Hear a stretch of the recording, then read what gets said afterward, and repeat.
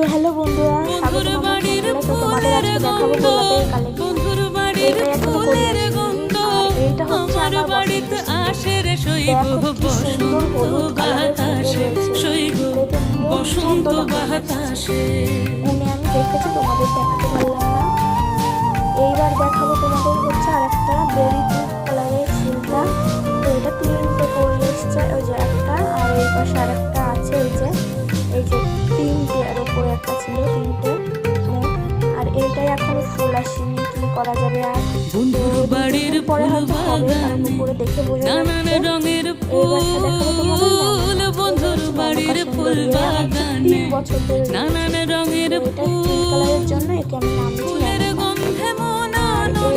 এই যে আর একটা কালার, এইটা আমি ডবল এনেছিলাম।